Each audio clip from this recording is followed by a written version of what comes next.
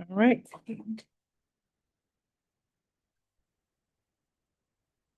Ambulance. Good afternoon, everyone. Today is Thursday, December 4th, and the time is 3:40 PM. And I call the meeting of the Special Board of Estimate and Contracts meeting into order.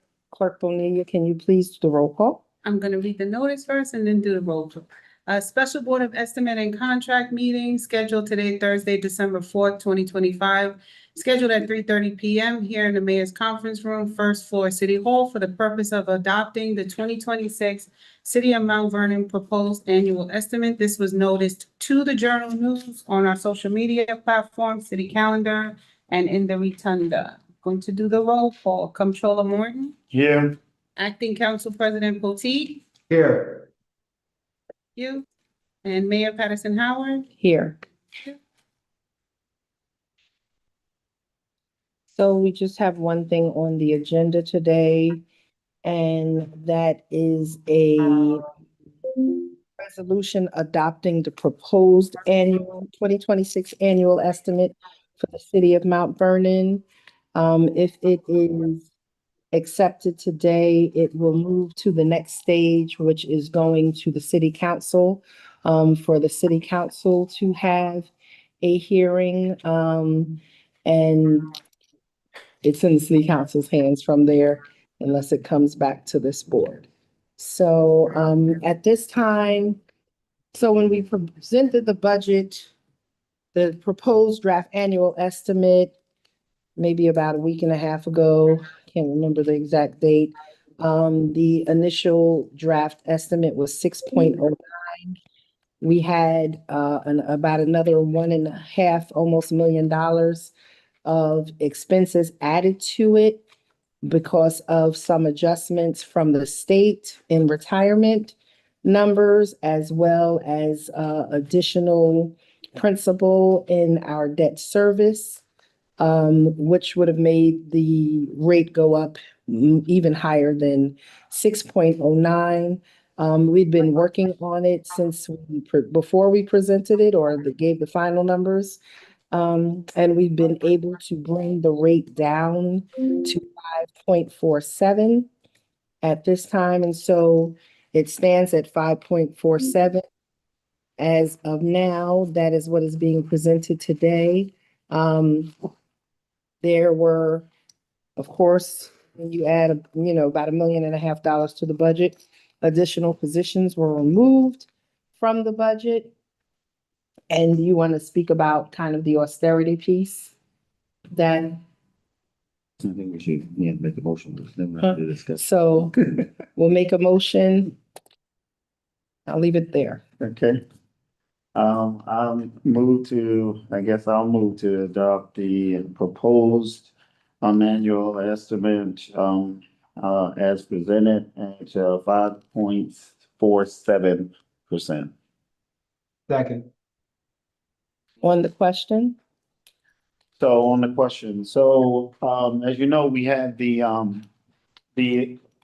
actual public hearing for the Board of Estimates. We went back, looked at all of the information, as well as listening to the information that came from and the requests that came from the public. We were able to make some shifts and to move some things, as well as to remove some things.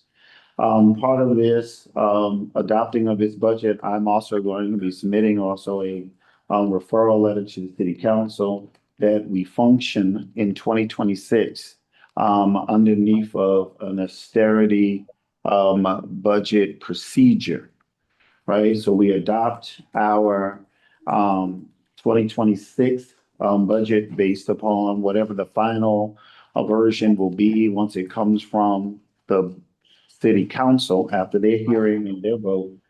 And then we actually will have very specific policies, procedures about how these expenditures are going to actually be administered. As a part of that, what we have done is to look at some of those, important areas such as equipment and overtime, and how do we best regulate overtime. We're going to develop, as a part of this process, a very appointed and direct procedures for monitoring about overtime as allocated through the departments, and ensuring that departments also have a very clear methodology and procedure as for allocating and tracking overtime. Oftentimes, that has been a challenge in which we have been playing catch up to also the payments related to overtime. As it pertains to equipment, twofold. One is that we need to ensure that the equipment that we are also buying, especially if it is capital equipment, is equipment that also is being also inventoried and kept for properly for also deferred maintenance and things of that sort. The reality of it is that we want to be able to make sure that that equipment that is purchased is actually purchased specifically for essential services, operations, and things that need to be done. But also that we also have a good maintenance, deferred maintenance plan in place to ensure that it doesn't have its wear and tear quickly. And so those are areas of clear, direct oversight in which I am proposing that the Board of Estimates and Contracts takes a more active role in reviewing those particular lines on a monthly basis, so that we have a very high level of the activities that are happening. In addition to that, all travel and membership, travel, training, education, and membership lines have been removed from individual budgets for this year, with the exclusion of the elected mandated things such as the Westchester municipal officers in the council, the African American mayors in the mayor's office, and the government finance officers in the finance office. And then all others as it pertains to whatever membership dues, training, travel, be those things that will have a process for requests that will come in to our office and reviewed by Board of Estimates. Again, all of this is contingent on the council adopting my proposal for this to be the austerity procedures for this year until further notice, until recommendation is that we could potentially move away from that. That will also allow us to have a better tracking of kind of what these expenses are and how they, how they actually come to fruition for future budgeting purposes, right, on this, right? Looking at the budget itself, I'm going to make a clear statement that it is a budget that is going to have to be very closely monitored on both sides, revenue and expenditures. Because if the revenue targets are not met, then it is going to create a problem as it pertains to the expenditures. And if the expenditures are out of whack, then it is also going to create a problem for meeting the actual revenue levels staying the same. Both scenarios are going to cause a cash flow issue in which we don't want to be in. We've been in that for the last 2 years. We want to try to make sure that we are not in the same situation. If that should happen, and through the more regular monthly monitoring by the Board of Estimates, and it is realized earlier on, then there will have to be budget modifications to the existing budget, which may include and not limited to the then laying off and reduction of staff further to this. And the reason why I go there is because, again, the higher percentage of this budget, of all our budgets actually, have been related to staffing. 88. And that will mean that all the leaders in their particular offices will have to make the decision as to who is essential, what job is essential to the ongoing operation at that point in time, right? If the revenues meet their targets or exceed their targets and the expenditures remain flat or below, then we will find that by the end of the year, that we will then have some surplus and be able to then take a different look in the 2027 budget. But this is going to call for strict administration of the budget. Is going to call for the deliberate action around, especially our revenue generating departments, such as the building department, the parking department, any of the fees that are coming in for programs and things of that sort from recreation and the youth bureau. As well as also any of those other areas in which we do inspections and fee-oriented, operations on it. So I think those are my comments for today on this.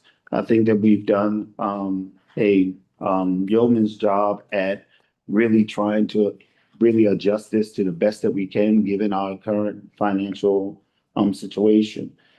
In addition to that, my office will continue to aggressively move forward with the tax lien sale stuff, with the also the selling of properties that we have already in our inventory, the notices of any arrears of taxes to collect them, because we don't have room in this budget really for those budgeted items in which we have to pay, such as we've got school tax, previous school year taxes that need to be paid, that are going to come in, but we're going to have to really make sure that we are collecting those taxes in order to pay that. You'll also notice in this budget that also, and I'll say it, that I actually did agree, and I'm going to put it out there so that it is clear that is a one-time agreement based upon what we already have decided. In February 19th, I think it is, of 2026, we will have an auction of those properties in which we had taken deed to back in 2014 or so. And so, based upon the sale of those, we know that we'll actually be able to bring in some money, as it pertains to gains on those sales. But understand that will not be there in 2027, right? It will not be there in 2027, but it does help for this 2026 budget. So, along those lines, we definitely are going to have to make sure that economic development is one of those areas in which we solidify in 2026 so that we'll have means to make up for that. I think it's $900,000 that right now is in the 2026 budget that absolutely will not be in the 2027 budget. And that's principally because those properties do not fall underneath of the existing law. But any properties that we take as a part of the NREM in 2026 will be part of that law and will not be able to be included as a gain in 2027 or forward. Thank you very much. Councilman Potteet? Any comments, any thoughts? I don't have any, but I look forward to discussing the budget with my councilmates when it comes to us. And also, I look forward to the public hearing and hearing what the public has to say about the budget. And thank you for bringing it from 6.01 or 9. It could have been 7, but now it's on the 5s. So thank you for making those cuts. With the addition of expenses, it would have gone up to about 748. So, this was still about another 2% reduction from that, which to taxpayers like you and like me it doesn't seem like much. But unless we're gonna get rid of senior services, veteran services, youth services, which causes other unintended consequences and unbudgeted expenses, then we have to find a balance. As I've said before, even in our DPW department, we're operating with half the people that we did 20 years ago in a city that's continued to grow. 88%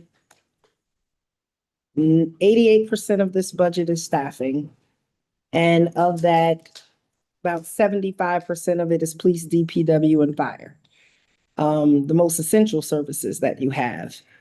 And, you know, the challenge in our budget in these past few years that may not have been present before 2020 is that we had a fund balance.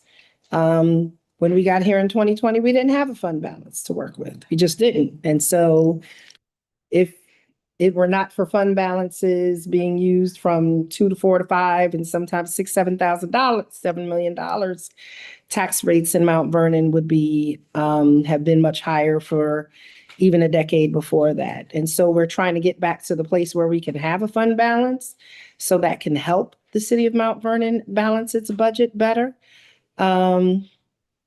with expenses that increase, right? So even when you look at our staffing, we still reduced staffing cost by over 2%. Now, that may not seem like a lot, but when you have step increases that are automatically contractually obligated, it's really almost a 4 to 5% reduction because it usually looks about a 2% increase, and we have a 2% reduction.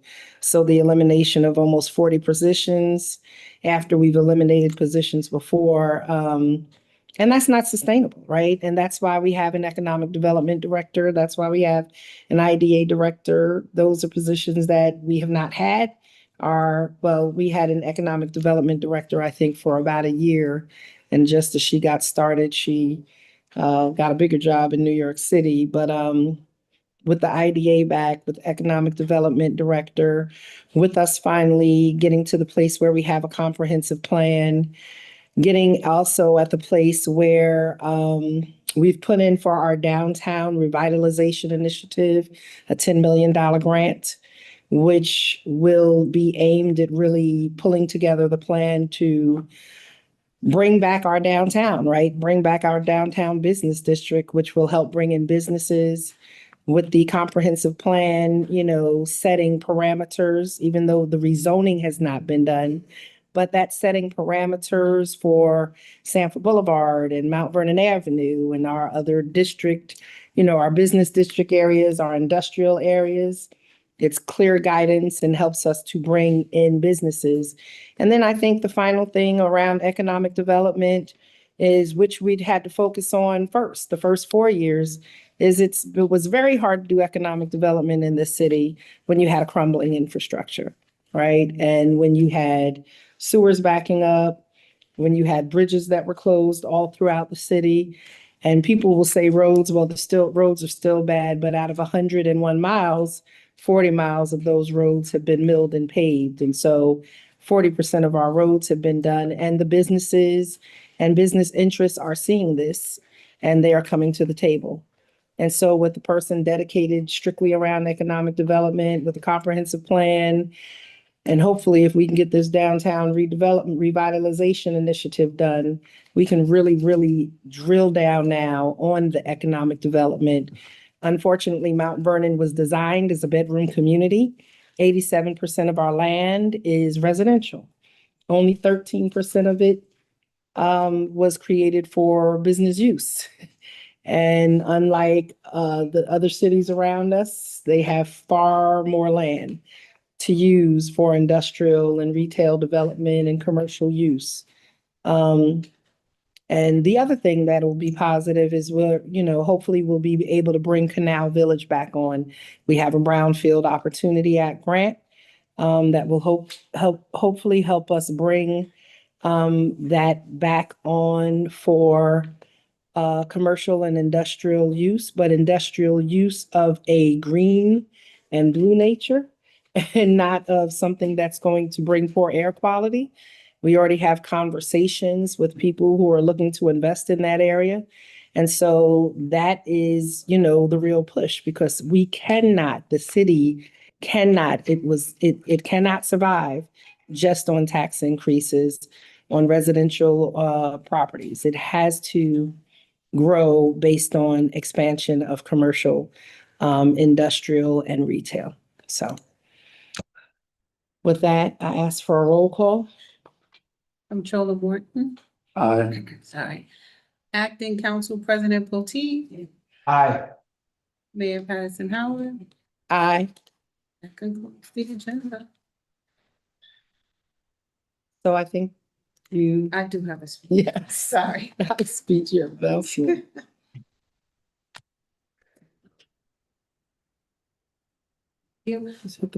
On behalf of the City Council, the Mount Vernon City Council will hold a public hearing on the 2026 proposed annual estimate on Tuesday, December 16th at 6 p.m. here at City Hall in the City Council chambers on the second floor. Community members are encouraged to attend or submit written comments to share their input.